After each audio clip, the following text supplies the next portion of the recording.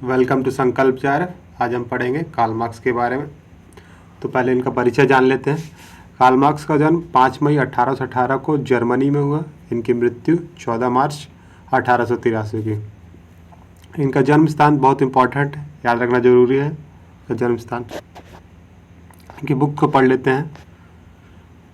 Holi family with Engels 1845, German ideology with Engels 1847, the poverty of philosophy 1847, communist manifesto with Engels 1848, फिर क्या है the class struggle in France 1850, Das Kapital 1867। इनके कुछ प्रमुख अवधारणा है, उनको डिटेल से पढ़ते हैं। पहला है वर्ग संघर्ष का सिद्धांत। वर्ग संघर्ष के सिद्धांत को डिटेल से पढ़ते हैं।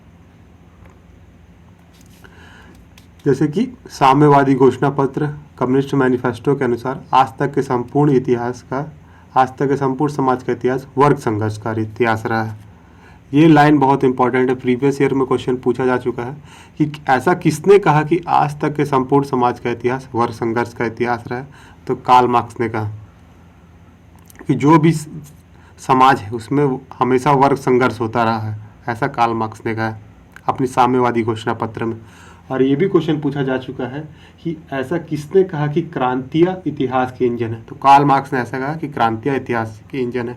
ये दोनों ये पॉइंट को नोट्स कर लेना, और ये वाला लाइन हमेशा याद रखना, बहुत इंपॉर्टेंट है। फिर इनके वर्ग और वर्ग संघर्ष, क्लास एंड क्लास स्ट्रगल को समझते हैं अच्छे से। पहले समझते हैं वर्ग क्या होता है। तो वर्ग व्यक्तियों के उस समूह को कहते हैं जो उत्पादन की किसी विशेष प्रक्रिया से संबंधित हो और जिसके साधारण हित एक हो। अब ये समझ लेता हूँ, इसको इजी लैंग्वेज में एक्सप्लेन करता हूँ। जैसे कि समझना, वर्ग व्यक्तियों के उस समूह को कहते हैं जो उत्पादन किसी विशेष प्रक्रिया से संबंधित हो। जैसे कोई फैक्ट्री है, ठीक है, उसमें तेल का उत्पादन हो रहा है, तो उसमें जो प्रोसेस चलता है तेल के उत्पादन में, उसमें जो मजदूर कार्य करते हैं, ठीक है, तो मजदूर कार्य करते हैं तो उनका एक ग्रुप बन जाता है, तो वो वर्ग कहलाता है, वही वर्ग है। ठीक, आगे चलते हैं। फिर अपने आप में वर्ग, क्लास इन इटसेल्फ, ये भी क्वेश्चन प्रीवियस ईयर में आ चुका है। ऐसा क्वेश्चन पूछा गया था कि जब शोषित वर्ग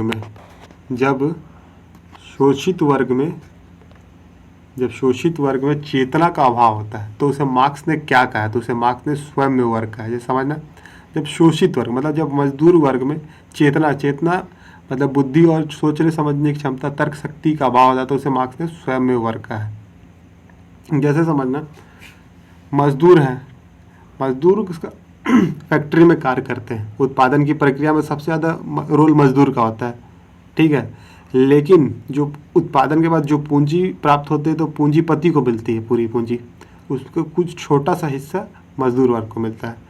तो मजदूरों में चेतना का अभाव होता है, तो उनको लगता है जो हो रहा है सही हो रहा है, जैसा चल रहा है और चलने दो, कोई दिक्कत नहीं है। तो उसको मार्क्स ने स्वयं में वर्ग कहा है। स्वयं में वर्ग इज इक्वल टू वर्ग माइनस चेतना, मतलब वर्ग में चेतना का अभाव होता है। फिर इसके आगे आती है अपने लिए वर्ग, क्लास फॉर इटसेल्फ। जब शोषित वर्ग में अपने हितों अधिकारों के लिए जागरूकता आती है तो वे संगठित होते हैं, उनमें वर्ग चेतना आती है, तो उसे मार्क्स ने स्वयं के लिए वर्ग कहा है। जैसे कि समझना, जैसे मजदूर वर्ग है, फिर उनको अपने हितों और अधिकारों के लिए जागरूकता आ गई, ये नहीं ये हमारा हित और अधिकार इसी में है, तो वे संगठित हो जाते हैं, एकत्रित हो जाते हैं, फिर वो आंदोलन करते हैं। देखना, बहुत गौर करना, जैसे बड़ी बड़ी फैक्ट्रियों के बाहर में देखना 100 मजदूर 200 मजदूर आंदोलन करते आपको दिख जाएंगे कि हमारी मांगे पूरी करो। तो वो अपने हितों के अधिकार के लिए आंदोलन करते हैं कि हमको इस चीज़ को चाहिए तो चाहिए, तो उसी को मार्क्स ने स्वयं के लिए वर्ग कहा है। क्लियर, स्वयं के लिए वर्ग इक्वल टू वर्ग प्लस चेतना, मतलब वर्ग में चेतना आ जाती है। ये ऐसा क्वेश्चन भी पूछा जा सकता है, इसे बता रहा हूँ। जैसे कि जब शोषित वर्ग में अपने हितों अधिकारों के लिए जागरूकता आती है तो वे संगठित होते हैं, उनमें वर्ग चेतना आती है, तो उसे मार्क्स ने क्या कहा है, तो उसे मार्क्स ने स्वयं के लिए वर्ग कहा है। क्लियर। फिर है ये लाइन बहुत इंपॉर्टेंट है, इनकी ये लाइन बहुत बार पूछा जा चुका है कि सर्वहारा वर्ग एक हो जाए, तुम्हारे पास खोने के अलावा बेड़ियों, तुम्हारे पास खोने के लिए बेड़ियों के अलावा कुछ नहीं, लेकिन पाने के लिए संपूर्ण होगा। तो कार्ल मार्क्स ने मजदूर वर्ग के लिए कहा है जिसका शोषण हो रहा है। तो कार्ल मार्क्स ये भी कहते हैं कि इतिहास में हमेशा दो वर्ग रहे हैं, एक बुजुर्गा वर्ग, एक शोषित वर्ग, मतलब एक पूंजीपति वर्ग और एक मजदूर वर्ग। याद रखना कि बुजुर्गा वर्ग जहाँ दिख जाए आपको कार्ल मार्क्स टिक करना है, ये की वर्ड्स है कार्ल मार्क्स का, इसको नोट्स में ऐड कर लेना अपने। ओके, फिर समझते इसमें और ऐसा क्वेश्चन आया था जैसे कि मार्क्स की व्याख्या के अनुसार कैसे, मतलब चरण कैसे है। तो पहले आएगा आपका, पहले क्या होता है, स्वयं में अपने आप में वर्ग, फिर अपने लिए वर्ग, फिर उसके बाद क्या होता है, वर्ग संघर्ष होता है, फिर सामाजिक रूपांतरण हो जाता है। ये लाइन याद रखना, नोट्स में ऐड कर लेना ये लाइन को, 1 मिनट।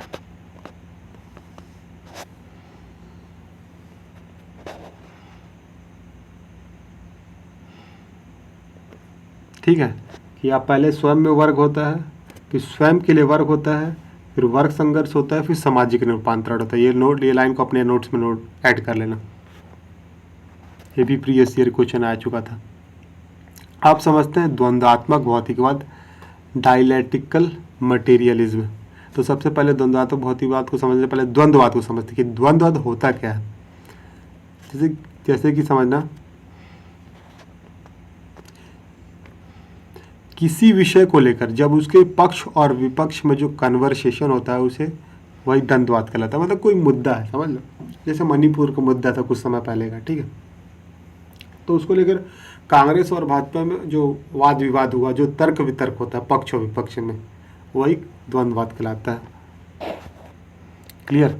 फिर चलते हैं कार्ल मार्क्स का भौतिक द्वंद्ववाद, जो कार्ल मार्क्स का भौतिक द्वंद्ववाद है, डायलैक्टिकल मटेरियलिज्म, उसको समझते हो होता क्या है। इसको पढ़ते हैं कि कार्ल मार्क्स ने हीगल से द्वंद्ववाद के विचार तो ग्रहण किए, लेकिन हीगल के द्वंद्ववाद को दार्शनिक एवं आदर्शवादी तथा काल्पनिक बताकर पूरी तरीके से अस्वीकार कर दिया। इसको इजी एक्सप्लेन करता हूँ। जैसे कि कार्ल मार्क्स जो थे उन्होंने अपना जो द्वंद्ववाद है हीगल से ग्रहण किया, ठीक है। कार्ल मार्क्स ने हीगल से द्वंद्ववाद के विचार ग्रहण किए, ठीक है, लेकिन हीगल के द्वंद्ववाद को क्या बोला कि जो हीगल का द्वंद्ववाद है कल्पना पर आधारित है, आदर्शवादी है, तो उसको अस्वीकार कर दिया कार्ल मार्क्स ने कि जो हीगल का द्वंद्ववाद है वो कल्पना पर आधारित है, उसको इसलिए उसको अस्वीकार कर दिया। क्लियर।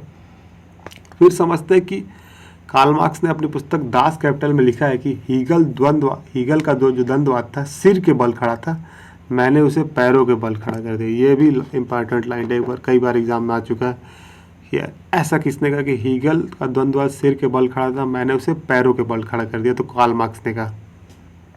इसको समझते हैं कि इसमें कार्ल मार्क्स कहना क्या चाह रहे हैं। जैसे कि समझना, कार्ल मार्क्स कहते हैं कि हीगल का जो द्वंद्ववाद था अधूरा है, इसका अर्थ है उसमें बहुत ज़्यादा कमी है, ठीक है।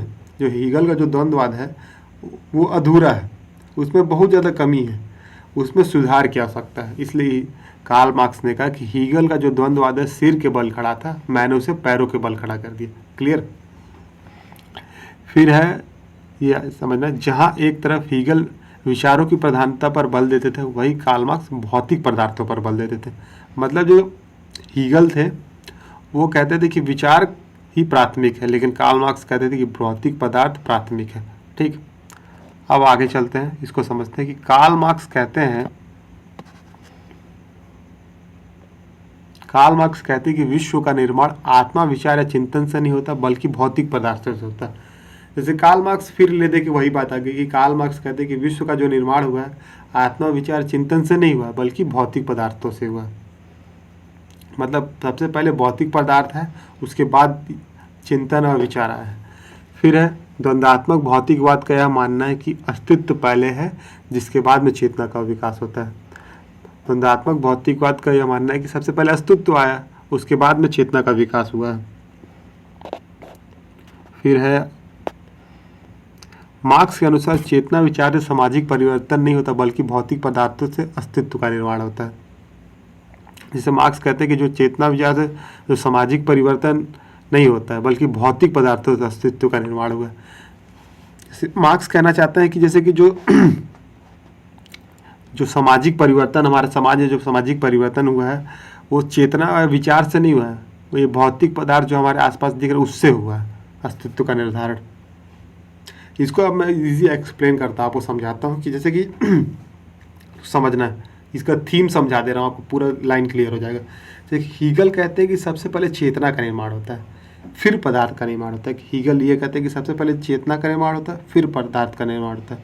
और इसके ठीक विपरीत कार्ल मार्क्स कहते हैं कि सबसे पहले भौतिक वस्तु पदार्थ का निर्माण होता है और उसके बाद चेतना और विचार का जन्म होता है। ले देखिए कार्ल मार्क्स ये कहना चाहते हैं कि सबसे पहले भौतिक वस्तु आई, उसके बाद चेतना का विकास हुआ। ठीक है, ये आपको लाइन याद रखना है, ये पूरे जितने पैराग्राफ उसका थीम है ये। और आपको जहाँ जहाँ द्वंद्ववाद दिख जाए वहाँ आपको हीगल टिक करना है, और जहाँ आपको द्वंद्वात्मक भौतिकवाद दिख जाए, जहाँ आपको द्वंद्वात्मक भौतिकवाद दिख जाए वहाँ आपको कार्ल मार्क्स टिक करना है। ठीक है, फिर आगे पढ़ते हैं। द्वंद्वात्मक भौतिकवाद का महत्व, इसमें पहला है पूंजीवाद का अंत, पूंजीवाद का अंत एवं समाजवाद की स्थापना। जैसे कि द्वंद्वात्मक भौतिकवाद में सबको पता चलता है कि जैसे कि कार्ल मार्क्स का यह कल्पना की थी कि पूंजीवाद का जैसे अंत होगा फिर समाजवाद की स्थापना होगी। मतलब जो अभी पूंजीवाद चल रहा है उसका जैसे अंत होगा उसके बाद समाजवाद, मतलब जिसमें जब समाजवाद की स्थापना होगी तो उसमें कोई वर्ग विहीन समाज रहेगा, उसमें वर्ग का कोई रोल नहीं रहेगा, सबको मतलब सारी संपत्ति पे सबका अधिकार होगा, संयुक्त स्वामित्व होगा वहाँ पर। ठीक, फिर मजदूर क्रांति का आह्वान, मजदूर का भी शोषण हो रहा है तो मजदूर अपने लिए क्रांति का आह्वान करेंगे, मतलब कि अब हम शोषण को नहीं सह सकते, अब हम अपने हितोधिकारों के लिए लड़ाई करेंगे। फिर है द्वंद्वात्मक भौतिकवाद से परिवर्तन के बारे में जानकारी प्राप्त होती है। सही बात है, पहले अभी पूंजीवाद है, फिर उसके बाद समाजवाद आएगा तो परिवर्तन के बारे में पता चल रहा है। फिर वर्ग संघर्ष की अनिवार्यता पता चलती है कि वर्ग संघर्ष कितना जरूरी है। फिर है पूंजीपतियों के लिए चेतावनी का सूचक है, क्योंकि जब मजदूर वर्ग अपने हितोधिकारों के लिए आंदोलन करेंगे तो पूंजीपतियों के लिए चेतावनी एक टेंशन का विषय होगा ये, तो यही क्लियर है। फिर आगे चलते हैं। हाँ, फिर जो द्वंद्ववाद की प्रक्रिया उसको समझते हैं। इसमें क्या होता है द्वंद्ववाद में, एक सेकेंड, पहले आता है वाद, फिर प्रतिवाद, संवाद। जैसे कि इसको एक एग्जांपल से मैं समझाता हूँ, समझना कि जैसे कि गेहूं का दाना है मान लो, ठीक है, वो धरती से संघर्ष करता है, फिर वो गेहूं का पौधा बनता है। मतलब जब वो वाद में है तो गेहूं का दाना है, फिर जब प्रतिवाद आया तो मतलब धरती से संघर्ष किया, फिर संवाद में बदला जब गेहूं का पौधा बन गया, तो वही वाद प्रतिवाद संवाद है। क्लियर। फिर है आगे चलते हैं ऐतिहासिक भौतिकवाद, हिस्टोरिकल मटेरियलिज्म को, इसको डिटेल से समझते हैं।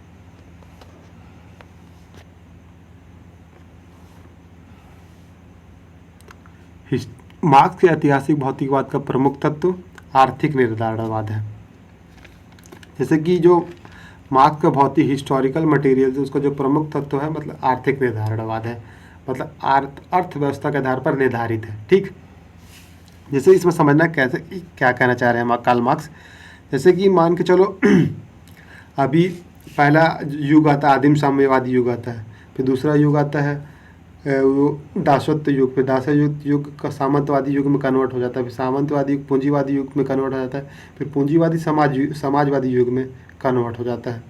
तो वो जो कन्वर्ट हो रहा है वो किस आधार पर है, वो आर्थिक निर्धारणवाद के आधार पर है, मतलब आर्थिक व्यवस्था के आधार पर निर्धारित हो रहा है। मतलब जो भी परिवर्तन होगा उसमें वो पैसे और पूंजी के आधार पर आधारित होगा। ठीक है, तो वही कार्ल मार्क्स ऐतिहासिक भौतिकवाद में कहना चाह रहे हैं, जो भी परिवर्तन हो रहा है और हुआ है वो आर्थिक व्यवस्था के आधार पर होगा। ठीक है, इसमें है मार्क्स ने अपने द्वंद्वात्मक भौतिकवाद के सिद्धांत को स्पष्ट करने के लिए इतिहास की भौतिकवादी व्याख्या प्रस्तुत की। इसी को इतिहास की ऐतिहासिक भौतिकवाद कहा जाता है। मतलब जो अभी अपन जो पढ़े हिस्टोरिकल मटेरियल द्वंद्वात्मक भौतिकवाद, उसको और इजी एक्सप्लेन करने के लिए इतिहास की भौतिकवादी व्याख्या मतलब जो इतिहास का जो परिवर्तन हुआ और जैसे उसमें नए नए युग आए हैं तो उसको बताने के लिए ऐतिहासिक भौतिकवाद की व्याख्या प्रस्तुत की। समझ गया? क्लियर? द्वंद्वात्मक भौतिकवाद को स्पष्ट करने के लिए जो इतिहास में जो परिवर्तन हुआ, ठीक है, उसको बताने के लिए किया, और जो जैसे इतिहास का विकास हुआ है उसको स्पष्ट करने के लिए इतिहास की भौतिकवादी व्याख्या प्रस्तुत की। अब ये अपन ये तो दोनों समझ गए कि एक होता, अब ये समझते हैं कि ऐतिहासिक भौतिकवाद हिस्टोरिकल मटेरियलिज्म होता क्या है। जैसे कि इसमें समझना जो हमारा जो सामाजिक इतिहास रहा है उसका कैसे विकास हुआ और उसका किस तरह से समाज में परिवर्तन हुआ है और किस तरह से समाज में उसका परिवर्तन हुआ है, उस वही हिस्टोरिकल मटेरियलिज्म है। क्लियर? ऐतिहासिक भौतिकवाद क्या होता है, क्लियर हो गया? फिर है मार्क्स के अनुसार ऐतिहासिक भौतिकवाद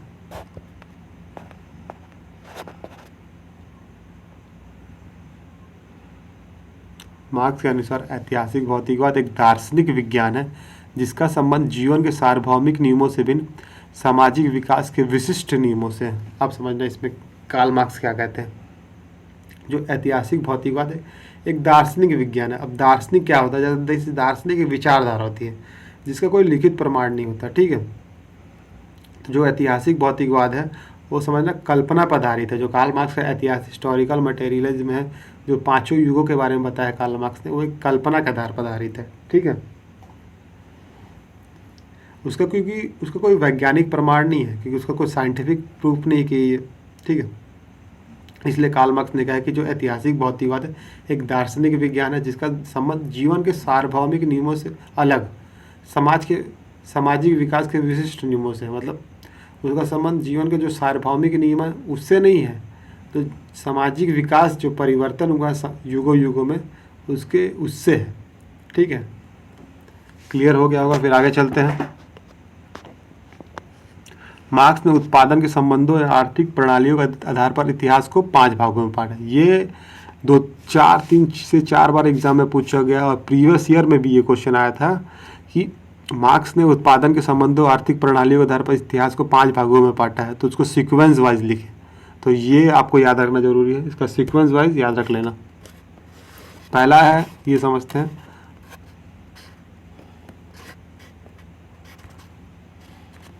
पहला कहाँ गया,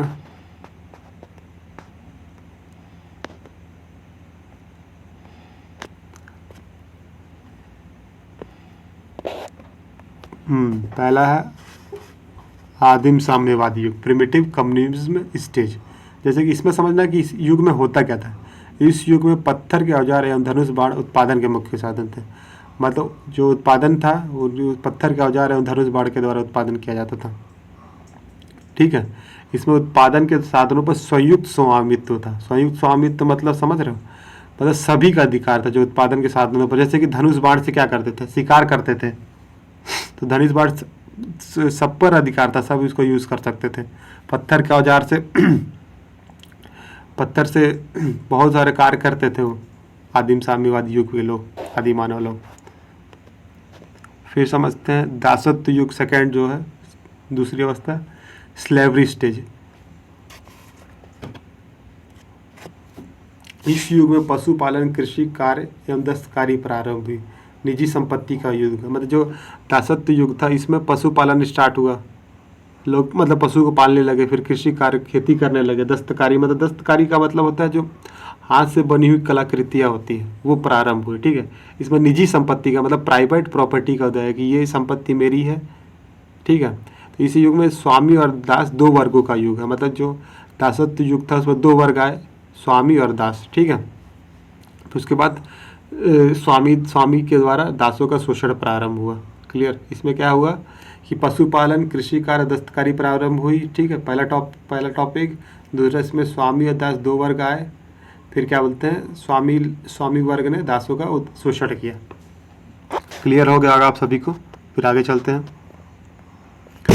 सामंतवादी युग, फ्यूडल स्टेज, थर्ड, तीसरी अवस्था। इसमें उत्पादन के साधनों में सामंतों का अधिकार था। इस युग में सामंत और सामान्य जनता 2 वर्गों का उदय हुआ। जैसे कि जब सामंतवादी युग आता है, फ्यूडल स्टेज, इसमें क्या होता है कि उत्पादन के जो साधन थे उसमें सामंतों का अधिकार था। और इस युग में सामंत, इसमें दो लाइन याद रखना कि इसमें उत्पादन के साधनों पर सामंतों का अधिकार था।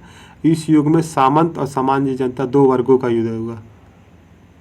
क्लियर। फिर चलते हैं चौथी अवस्था के बारे में समझते हैं, पूंजीवादी युग, कैपिटलिस्ट स्टेज। इसमें पूंजीपति और श्रमिक दो वर्गों का उदय हुआ।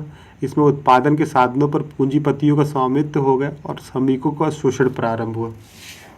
जैसे पूंजीवादी जो युग है, कैपिटलिस्ट स्टेज, इसमें पूंजीपति और श्रमिक दो वर्गों का उदय हुआ। जो अभी पूंजीवादी युग है वो अभी चल रहा है। इसमें क्या होता है, दो वर्ग आते हैं, एक पूंजीपति वर्ग, एक श्रमिक वर्ग। पूंजीपति मतलब जो टाटा, बिरला, अंबानी, अडानी, ये पूंजीपति वर्ग आ जाते हैं। और श्रमिक जो मजदूर कार्य करते हैं, तो दो वर्ग का उदय हुआ। इसमें उत्पादन के साधनों पर पूंजीपतियों का समावित्व हो गया और श्रमिकों का शोषण आरंभ हुआ। मतलब जैसे कि जो उत्पादन के साधन थे तो उसमें पूंजीपति का अधिकार हो गया और श्रमिक का शोषण स्टार्ट हो गया पूंजीवादी युग में। फिर है समाजवादी युग, सोशलिस्ट स्टेज।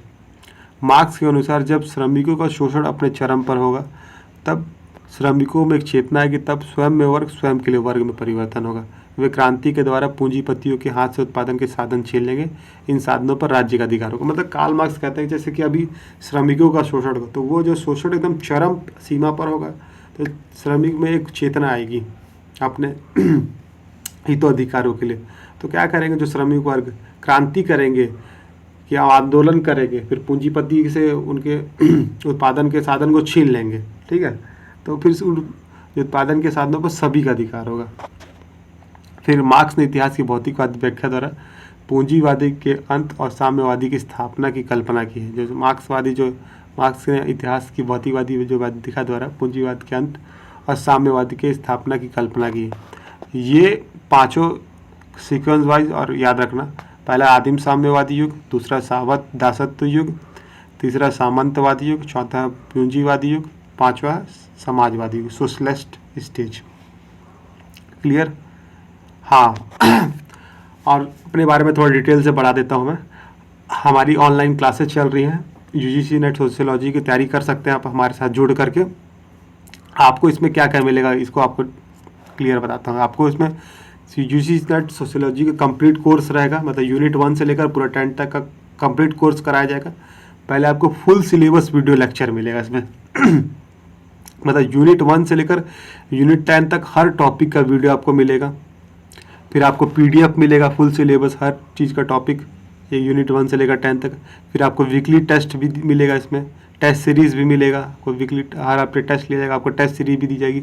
और प्रीवियस ईयर क्वेश्चन मतलब 2012 से 2023 तक के क्वेश्चन सॉल्व कराए जाएंगे।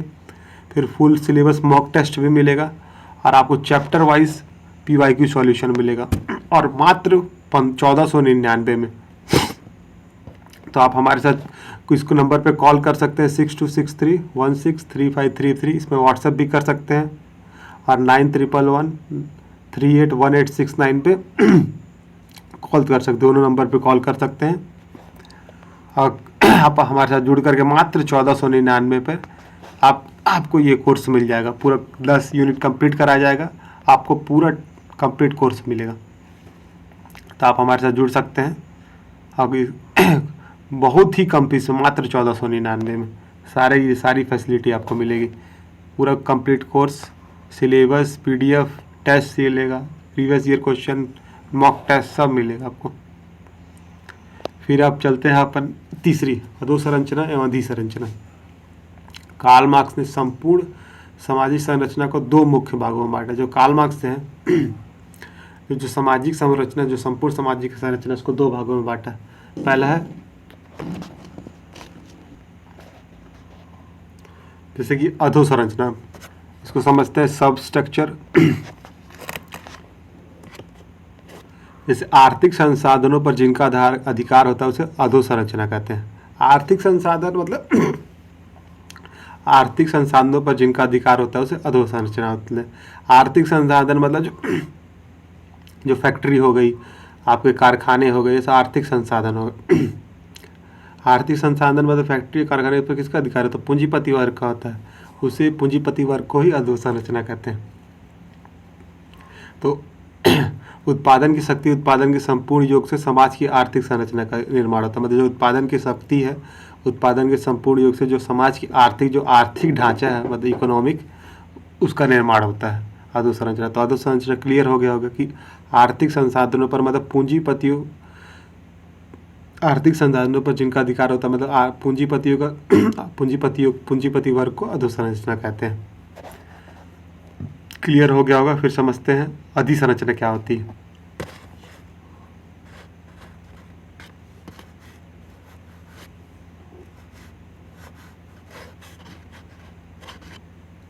सुपर स्ट्रक्चर, इसके अंतर्गत मार्क्स सामाजिक, राजनीतिक, बौद्धिक, सांस्कृतिक व वैधानिक आदि पक्षों को रखते हैं। मार्क्स के अनुसार अधोसंरचना से ही अधिसंरचना का निर्माण होता है। जिस वर्ग का अधोसंरचना अर्थात उत्पादन प्रणाली, उत्पादन के साधन, शक्ति संबंध पर नियंत्रण होता है, वो अपने लाभ के मुताबिक अधिसंरचना चेतना का निर्माण करते हैं। पूंजीपति वर्ग अपने हितों की रक्षा के लिए अधिसंरचना का निर्माण करते हैं तथा इसके माध्यम से अपने आधिपत्य को हमेशा बनाए रहते हैं। इसको इजी लैंग्वेज में समझाता हूँ कि कार्ल मार्क्स कहते हैं कि जो अधिसंरचना से ही अधोसंरचना का निर्माण होता है। कार्ल मार्क्स कहते हैं कि कार्ल मार्क्स के अनुसार अधोसंरचना से ही अधिसंरचना का निर्माण होता है। मतलब जो अधोसंरचना पर जिसका अधिकार होता है, मतलब सब स्ट्रक्चर पर, मतलब जिसका अधिकार होता है, वही अधिसंरचना का निर्माण करता है। मतलब पूंजीपति वर्ग जो होते हैं वो अधिसंरचना का निर्माण करते हैं। और अधिसंरचना होता क्या है ये समझते हैं। जैसे कि इसके अंतर्गत मार्क्स सामाजिक, राजनीतिक, बौद्धिक, सांस्कृतिक, वैधानिक पक्षों को रखते हैं। मतलब जो हमारा सामाजिक पक्ष है, राजनीतिक पक्ष, बौद्धिक पक्ष है, सांस्कृतिक पक्ष है, वो अधिसंरचना के अंतर्गत आ जाता है। जैसे कि समझना, जिस वर्ग का अधोसंरचना अर्थात उत्पादन प्रणाली, उत्पादन के साधन, शक्ति संबंध पर नियंत्रण होता है, अपने लाभ के मुताबिक अधिसंरचना चेतना का निर्माण करते हैं। जैसे कि पूंजीपति वर्ग है, तो पूंजीपति वर्ग जो है उसका उत्पादन के साधन, शक्ति संबंध पर अधिक नियंत्रण होता है पूंजीपति वर्ग का। तो क्या करते हैं कि वो अपने लाभ के मुताबिक अधिसंरचना, मतलब सामाजिक पक्ष, राजनीतिक पक्ष, वैधानिक पक्ष, सांस्कृतिक पक्ष का निर्माण अपने हिसाब से करते हैं। ठीक है। पूंजीपति वर्ग अपने हितों की रक्षा के लिए अधिसंरचना का निर्माण करते हैं तथा इसके माध्यम से अपने आधिपत्य को हमेशा बनाए रखते हैं। क्योंकि पूंजीपति वर्ग है वो क्या सोचता है कि हमारा हित हमेशा बना रहे, तो अपने हितों की रक्षा के लिए अधिसंरचना, मतलब जो सामाजिक पक्ष है, राजनीतिक पक्ष है, सांस्कृतिक पक्ष है, वैधानिक पक्ष सोच लो, तो उसका निर्माण करते हैं पूंजीपति वर्ग कार्ल मार्क्स के अनुसार। क्लियर हो गया होगा कि अधोसंरचना क्या होती है, अधिसंरचना क्या होती है। मतलब अधोसंरचना मतलब पूंजीपति वर्ग को ही अधोसंरचना कहते हैं, और अधिसंरचना मतलब जो सामाजिक पक्ष है, राजनीतिक पक्ष है, बौद्धिक पक्ष है और सांस्कृतिक और वैधानिक पक्ष है, उसको ही अधिसंरचना कहलाते हैं। मतलब अधोसंरचना से ही अधिसंरचना का निर्माण होता है। मतलब पूंजीपति वर्ग ही अधिसंरचना का निर्माण करते हैं अपने लाभ के मुताबिक। क्लियर। फिर ये समझते हैं कि इनके अतिरिक्त मूल्य के सिद्धांत को, कार्ल मार्क्स ने अतिरिक्त मूल्य का सिद्धांत दिया, उसको समझते हैं डिटेल्स में। कार्ल मार्क्स ने अपनी पुस्तक दास कैपिटल में अतिरिक्त मूल्य का सिद्धांत दिया। ठीक है, जो कार्ल मार्क्स की पुस्तक है दास कैपिटल, उसमें अतिरिक्त मूल्य का सिद्धांत दिया। मार्क्स के अतिरिक्त मूल्य के सिद्धांत को अधिशेष मूल्य का सिद्धांत भी कहा जाता है। मतलब जो कार्ल मार्क्स का अतिरिक्त मूल्य का सिद्धांत है उसको अधिशेष मूल्य का सिद्धांत भी कहा जाता है, याद रखना। मार्क्स अतिरिक्त मूल्य के सिद्धांत के माध्यम से यह दर्शाना चाहते हैं किस प्रकार पूंजीपति श्रमिकों का शोषण करते हैं और स्वयं बड़ी मात्रा में पूंजी एकत्रित कर लेते हैं, जिसके लिए उन्होंने कोई परिश्रम किया। मतलब इसमें इजी लैंग्वेज से एक्सप्लेन करता हूँ। जैसे कार्ल मार्क्स कहते हैं कि जो पूंजीपति वर्ग होते हैं श्रमिकों का शोषण करते हैं। ठीक है, क्योंकि मान लो पूंजी जैसे कि फैक्ट्री में जो उत्पादन होता है उसमें सारा कार्य मजदूर करते हैं। ठीक है, लेकिन मजदूर सारा कार्य कर रहे हैं लेकिन उनको कार्य के अनुसार पैसा नहीं मिल पाता है। जो मेन प्रॉफिट होता है, जो पैसा होता है, वो पूंजीपति वर्ग रख लेता है अपने पास। तो वही इसी को कार्ल मार्क्स कहते हैं कि पूंजीपति वर्ग श्रमिकों का शोषण करते हैं और समय में बड़ी मात्रा में पूंजी एकत्रित कर लेते हैं। मतलब 100% है तो 95% पूंजी को पूंजीपति वर्ग अपने पास रख लेते हैं और 5% मजदूरों में बांट देते हैं। लेकिन कार्ल मार्क्स ने ऐसा कहा है। मार्क्स ने अतिरिक्त मूल्य का सिद्धांत को प्रतिपादन के लिए उपयोग मूल्य तथा विनिमय मूल्य की विस्तृत विवेचना की। मतलब जो कार्ल मार्क्स का अतिरिक्त मूल्य का सिद्धांत है उसको समझाने के लिए उपयोग मूल्य और विनिमय मूल्य दोनों को विस्तृत रूप से समझाया है। पहले इनका उपयोग मूल्य को समझते हैं। यूज वैल्यू, ये क्या होता है?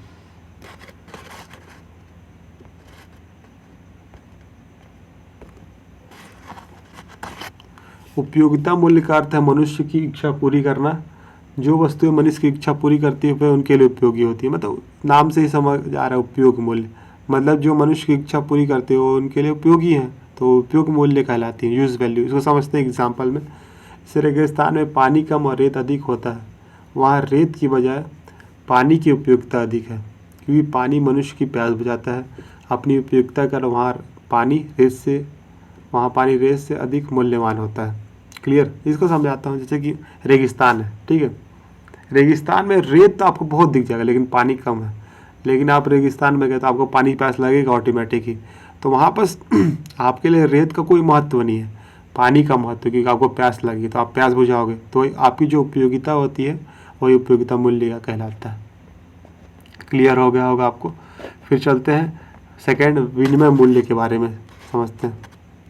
विनिमय मूल्य वह अनुपात है जिसके आधार पर एक वस्तु के बदले दूसरे वस्तु को प्राप्त किया जाए। विनिमय नाम से ही समझ आ रहा है एक्सचेंज, मतलब एक वस्तु के बदले में दूसरे वस्तु को लेना। जैसे कि किसी व्यक्ति के पास घी है और किसी दूसरे व्यक्ति के पास तेल है, तो दोनों आपस में विनिमय कर सकते हैं। मतलब मान के चलो मेरे पास घी है और दूसरे व्यक्ति के पास तेल है, तो मैं उसको घी दे दूंगा और तेल ले लूँगा, तो मतलब एक्सचेंज करना, वो विनिमय मूल्य कहलाता है।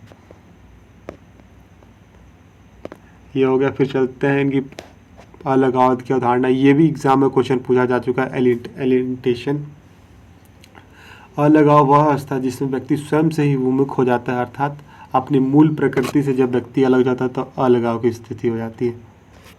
अलगाव की अवधारणा मतलब जिसमें व्यक्ति स्वयं से ही विमुख हो जाता है, अर्थात मनुष्य अपने मूल प्रकृति से जब अलग हो जाता है तो अलगाव कहलाता है। मतलब अपनी जो उसके जो क्या बोलते हैं मुख्य नेचर है उससे ही व्यक्ति अलग हो जाता है।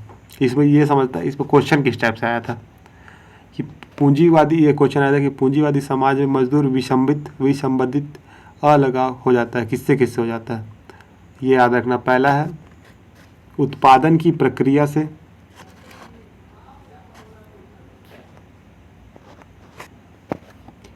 उत्पादन की प्रक्रिया से मजदूर अलगाव हो जाता है। उत्पादन से मालिक और सहकर्मियों से, मतलब जो कंपनी का मालिक होता है और उसके साथी से, स्वयं से। ये याद रखना चारों इम्पोर्टेंट है कि ऐसा क्वेश्चन आ चुका है एक बार एग्जाम में, फिर भी आने की संभावना है कि पूंजीवादी समाज है, मजदूर अलगाव हो जाता है किससे किससे, तो उत्पादन की प्रक्रिया से, जो उत्पादन होता है उसमें जो प्रोसेस चलता है उससे अलगाव हो जाता है। उत्पादन से, जो प्रोडक्शन से, फिर मालिक या सहकर्मियों से, स्वयं से। ठीक है, ये आपको समझ आ गया होगा। फिर ये समझते हैं छठवां इनकी मिथ्या चेतना, फॉल्स कॉन्शियसनेस। तो मिथ्या चेतना की अवधारणा भी कार्ल मार्क्स ने दी है, याद रखना जरूरी है। इसको समझते कि होता क्या है, किसी वर्ग या समूह द्वारा वास्तविक परिस्थितियों को न समझकर स्वयं में गलत धारणा विकसित कर लेना। मतलब किसी वर्ग या समूह द्वारा वास्तविक परिस्थितियों को न समझकर स्वयं में गलत धारणा विकसित कर लेना। इसको समझाता हूँ इजी लैंग्वेज पे। जैसे कोई मजदूर है, उनका कोई समूह है, ठीक है, वे अपने अंदर ये धारणा बना लेते कि हमारा जन्म मजदूरी करने के लिए हुआ है, तो इसे कार्ल मार्क्स ने फॉल्स कॉन्शियसनेस, मिथ्या चेतना कहा है। ठीक है, अब समझते हैं इनकी जो सातवीं अवधारणा, उत्पादन की प्रणाली, मोड ऑफ प्रोडक्शन। उत्पादन की प्रणाली में उत्पादन की शक्तियाँ उनके संबंध सम्मिलित होते हैं। मतलब जो उत्पादन की प्रणाली होती है, तो जो उत्पादन की शक्तियाँ और उत्पादन के संबंध इसमें आते हैं, दो चीज़, उत्पादन की शक्तियाँ और उत्पादन के संबंध। इसीलिए लिखा है कि उत्पादन की शक्ति प्लस उत्पादन के संबंध इज इक्वल टू उत्पादन की प्रणाली। मतलब जो उत्पादन मोड ऑफ प्रोडक्शन होता है उसमें दो चीज़ आती हैं, तो उत्पादन की जो शक्ति होती है और उत्पादन के संबंध। फिर आगे चलते हैं। उत्पादन प्रणाली के दो पक्ष हैं। पहला है उत्पादन की शक्ति, उत्पादन के संबंध। मतलब उत्पादन की शक्ति में क्या क्या आ जाएगा, जो यंत्र आ जाएगा, तकनीकी ज्ञान आ जाएगा, संसाधन आ जाएंगे, जो यंत्र इंस्ट्रूमेंट आ जाएंगे, जो टेक्निकल नॉलेज आ जाएगा, जो संसाधन आ जाएंगे, उत्पादन की शक्तियाँ हो जाएगी। उत्पादन के संबंध मतलब जैसे कि अब समझना, फैक्ट्री है, फैक्ट्री में जो फैक्ट्री का मालिक है एक उससे उत्पादन में संबंध हो जाएगा। और फैक्ट्री है तो उसमें जो मजदूर कार्य कर रहे हैं तो उससे उत्पादन का संबंध हो जाएगा, मतलब वही उत्पादन के संबंध के अंतर्गत आ जाएंगे। इसमें याद रखना, इसमें क्वेश्चन प्रीवियस ईयर में आया था कि उस विशिष्ट आर्थिक प्रणाली को क्या कहा जाता है जिसकी विशेषता उत्पादन उत्पादन की शक्तियाँ तथा उत्पादन के संबंधों से जुड़ी होती है। ठीक है, कि उस विशिष्ट आर्थिक प्रणाली को क्या कहा जाता है जिसकी विशेषता उत्पादन की शक्तियाँ तथा उत्पादन के संबंध से जुड़ी होती है, तो उसे उत्पादन की प्रणाली कहा जाता है। तो ये कीवर्ड आपको याद रहेगा तो क्वेश्चन सॉल्व हो जाएगा। उत्पादन की शक्तियाँ इज इक्वल टू उत्पादन की प्रणाली इज इक्वल टू उत्पादन की शक्ति प्लस उत्पादन के संबंध। ये क्वेश्चन आपका क्लियर हो जाएगा। ठीक है, फिर आगे बढ़ते हैं। एशियाई उत्पादन प्रणाली, इसको समझते हैं। इसमें राज्यों का भूमि, सिंचाई आदि संसाधनों पर अधिकार होता है। इसमें मार्क्स ने अपने समाजों के उच्च विकास के प्राचीन समाज के बाद रखा है। जैसे कि जो कार्ल मार्क्स का था, अपने समाजों का जब वर्गीकरण किया है उसको एशियाई उत्पादन प्रणाली को प्राचीन समाज के बाद रखा है। मतलब एशियाई उत्पादन प्रणाली में कार्ल मार्क्स से बात आती है, इसमें राज्य का भूमि, सिंचाई आदि संसाधनों पर अधिकार होता है। ये हो गया एशियाई उत्पादन प्रणाली। तो आज ये हमारा टॉपिक कल कंप्लीट हो जाता है, कार्ल मार्क्स। तो आप हमारी क्लासेस ज्वाइन करने हैं तो इस नंबर पे आप कॉल कर सकते हैं। यूजीसी नेट सोशियोलॉजी की क्लासेस चल रही हैं, आपको सारा कंप्लीट कोर्स कराया जाएगा मात्र 1499 रुपये में। ठीक है, तो थैंक यू एवरीवन सुनने।